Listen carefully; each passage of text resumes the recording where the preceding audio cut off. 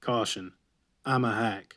I learned everything I know from a guy leaned against a shade tree, having a drink and smoking a cigarette.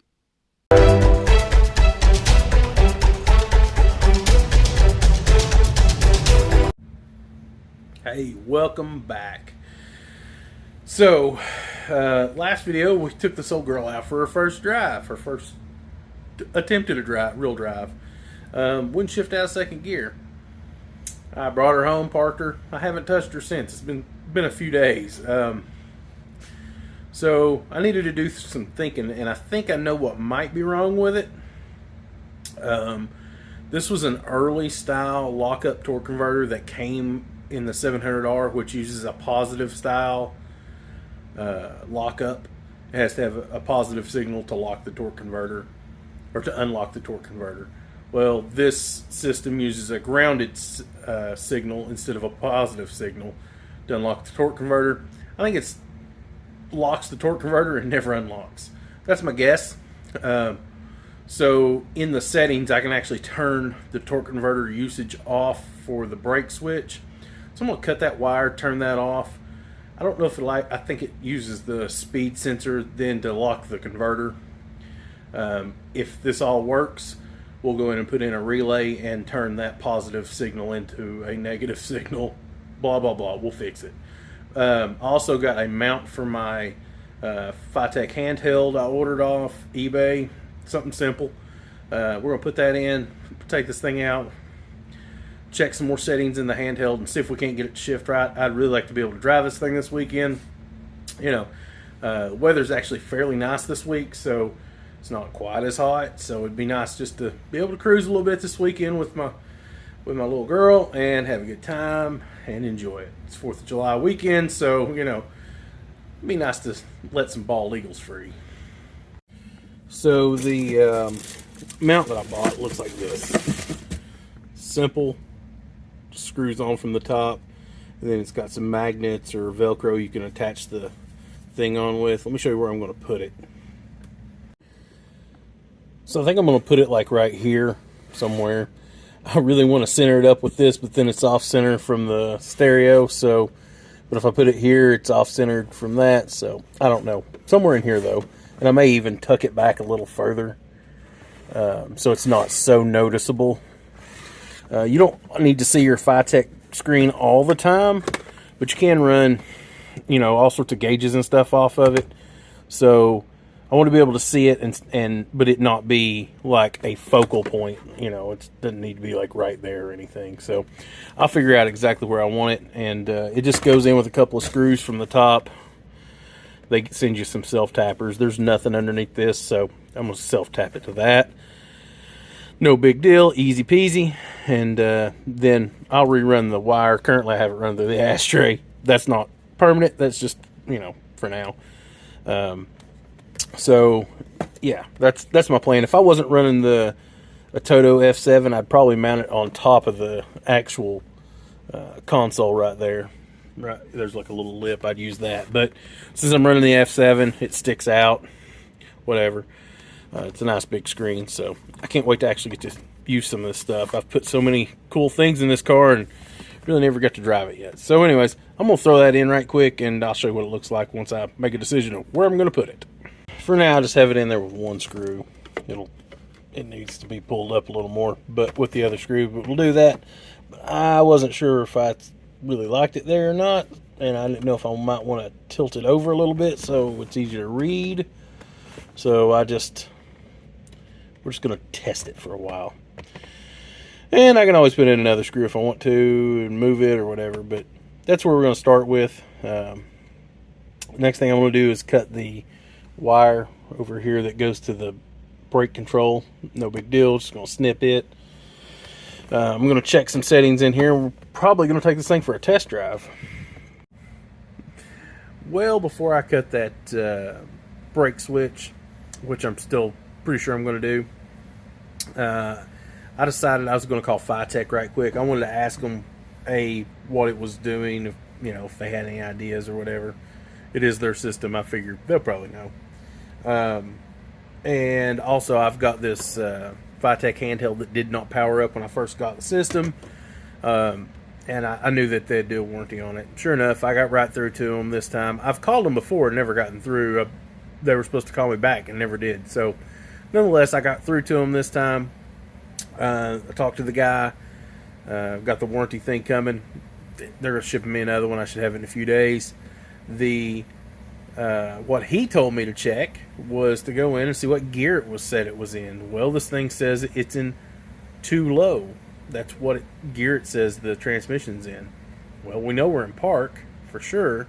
So he said it's a simple fix. The plug that goes into the transmission for the GM transmissions can be turned around and plugged in backwards, and that's what's happened.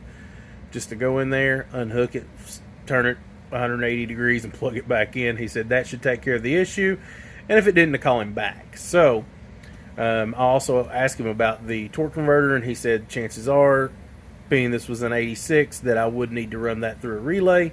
So we're going to do that too, but not right now. It will run without it. So I'm going to cut that wire.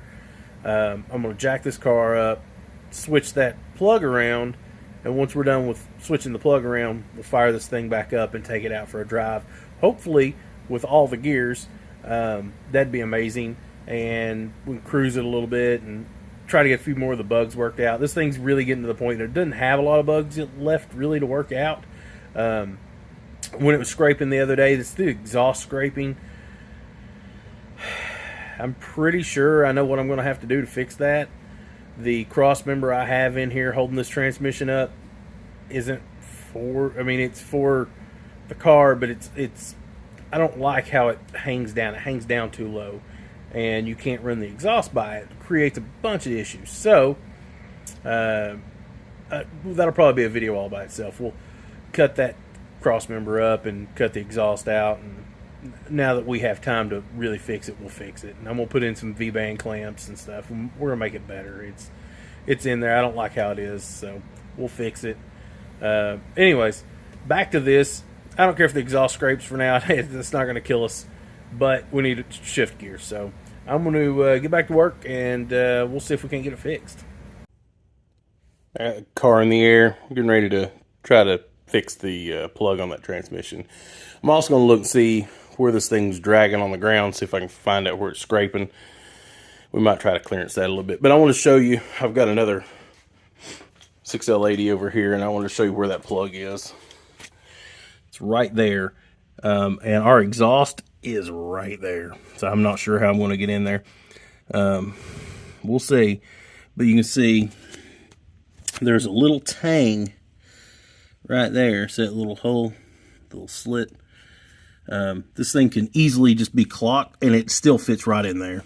So I'll just have to pull ours out, turn it around, plug it back in. Hopefully that'll work. And but I want to take you under there and kind of show you where the exhaust is, and we'll see if we can find out where it's scraping. You can see where our exhaust is right here. I've got to get up in there somehow. Not much room. Not much room at all. So I had to figure that out. This side's not dragging, but you can see clearly on the driver's side where that thing's dragging. I don't know if you'll be able to tell. Or I can see it just fine. There you go.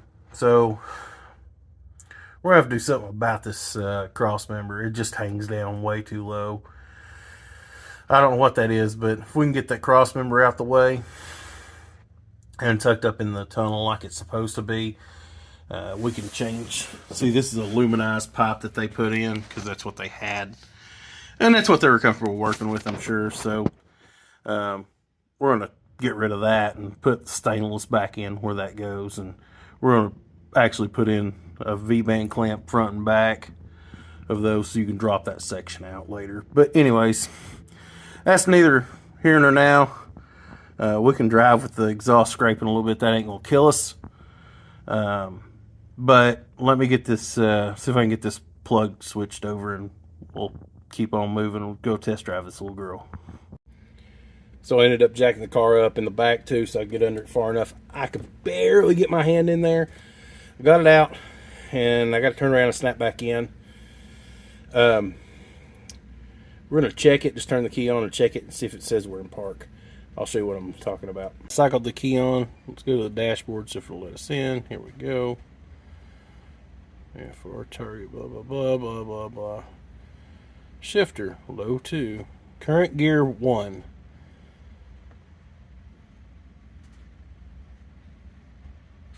I don't know.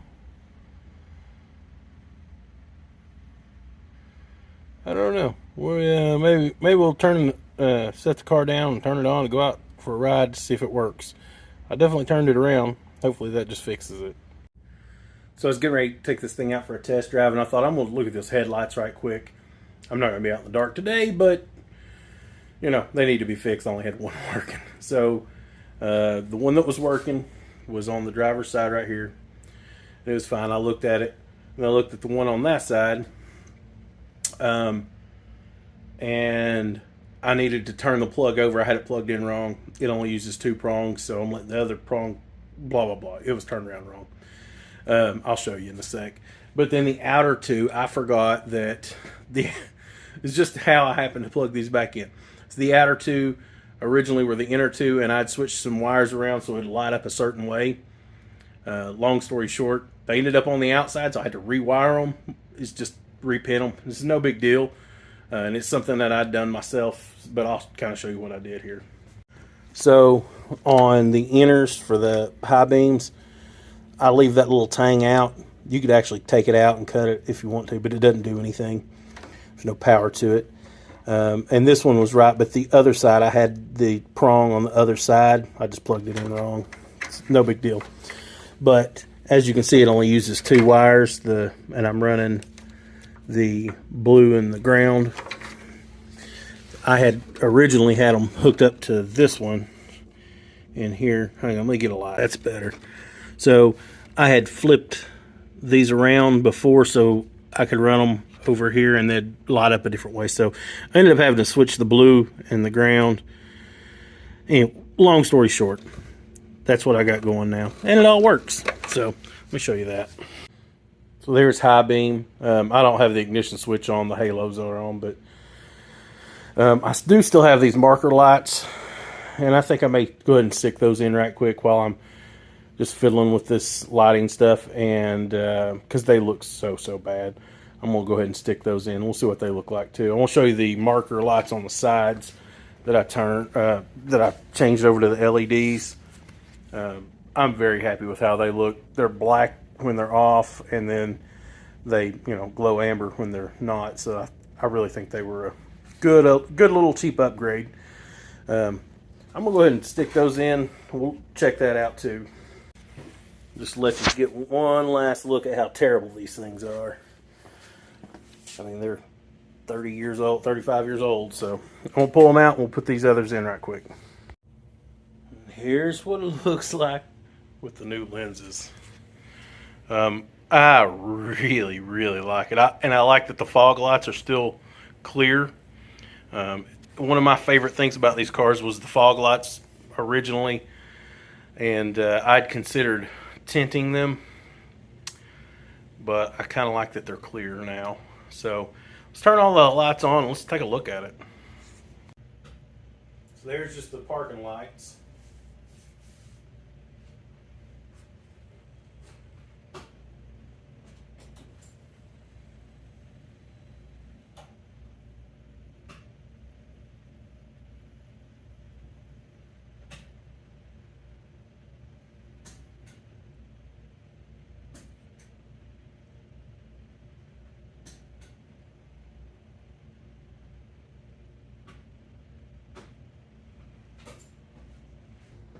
Well, what do you think? I think it's a big improvement.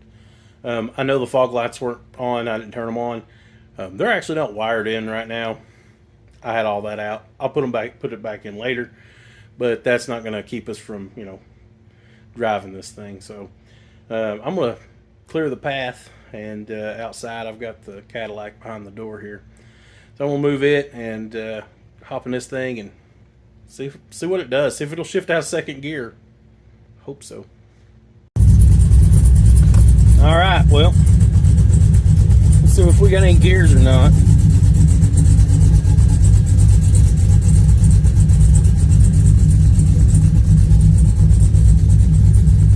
And this thing is sounding better and better all the time.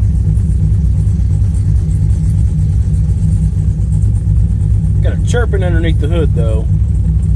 I don't know what that is. I think the idler pulley may be making some noise. Something is. We'll have to figure that out later, but it's not gonna stop us today for sure.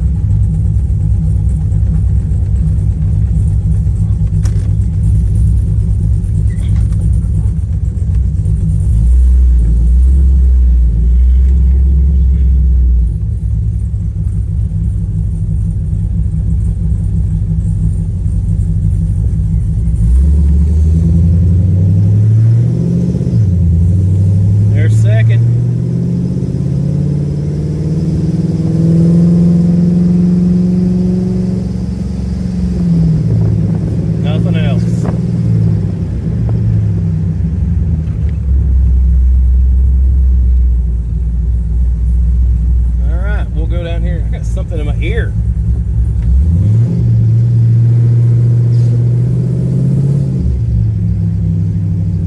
Turn her around and take her back, because yeah, 2 gears, that ain't gonna get it.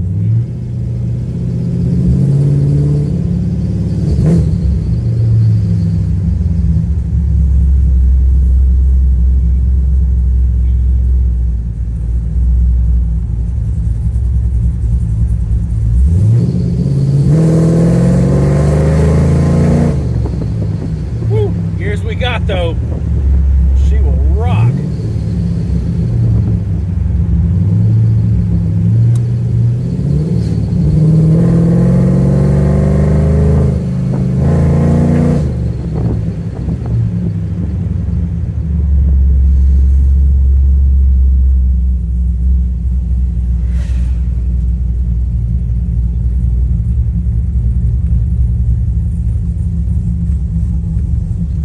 Church up the road here. I'll go up there and turn around.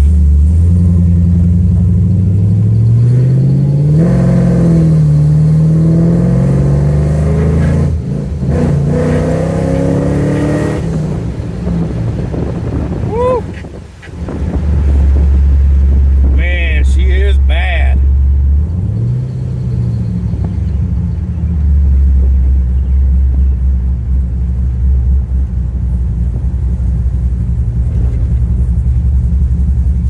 Church roped off now.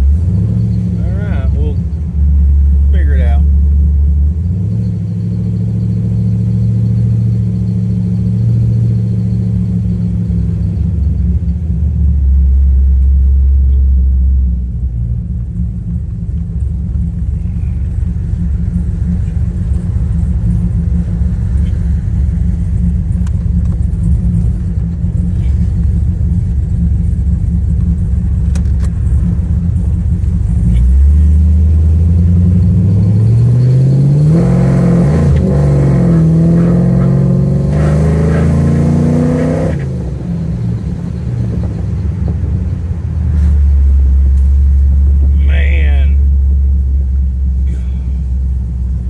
Got to get this thing straightened out.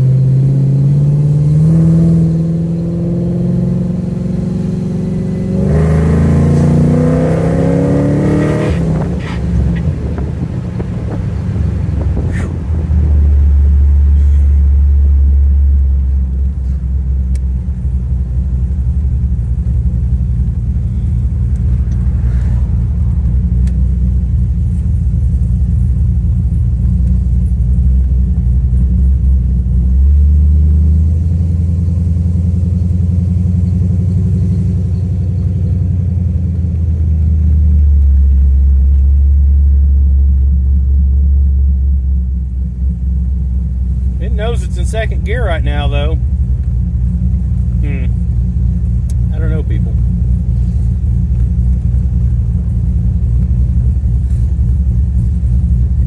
Somebody in front of me going very, very slow, like they don't know where they're going or something. Alright, so found out that the tire diameter was entered wrong. I have corrected that. So I don't know. Let's see if it works.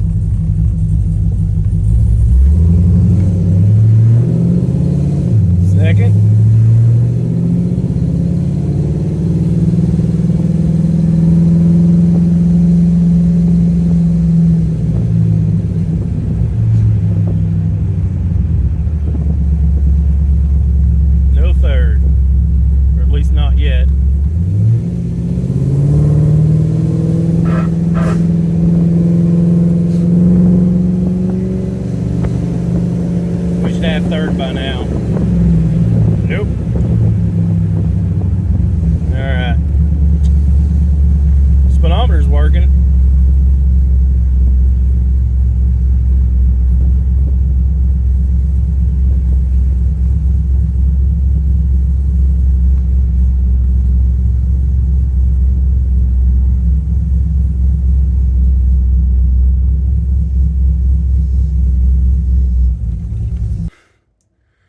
So, I hadn't recorded anything in a couple days. Hadn't worked on it in a couple days. But last Friday, I don't even think I recorded anything then, but I spent all day on this thing. I called Fitech and called their tech guys. We talked about it for a while. I was on the phone with them for like 3.5 hours. I downloaded new software to the handheld to download into the actual computer, but the car is still doing the same thing. I think, just basing, I've done all the software stuff. I think it's probably okay. I have to wonder if I possibly cut a wire. It's also got a couple other codes, so I don't know. We'll see what those are. I know what the codes are. One of them is high voltage for the coolant temp, and the other one's the throttle position sensor. He says that they're not related, and I don't believe they are either. So, but I damaged that cam position sensor when I pulled the transmission out and put the new one in. I wonder if by some chance I crimped a wire or stripped a wire or broke one or something in that harness. That's gonna be the next episode, guys. This one's went on pretty long. This car keeps running better and better and better. But we got to figure out the transmission because I just want to cruise this thing. I don't have the right. I even considered putting the 6-speed back in, but with all the things that I was having problems with on it before, I just don't want to deal with it right now. I might deal with it this winter, but I ain't going to deal with it right now. We can get this sorted out in a few days, I think. So, but that's going to be our next episode. I know this episode was kind of uneventful. To get the lights in the front working and the new parking lights. But anyways, thanks for watching. I'll get this out to y'all, and I'll start working. I want to reroute a bunch of the wiring. There's a lot of stuff that's got to happen. Also, we've got to fix this exhaust. I ordered all the parts for that, so the next episode we'll be trying to fix this exhaust too, because it drags the ground on everything. So we'll get to it. Thanks for watching, and I'll catch you on the next one.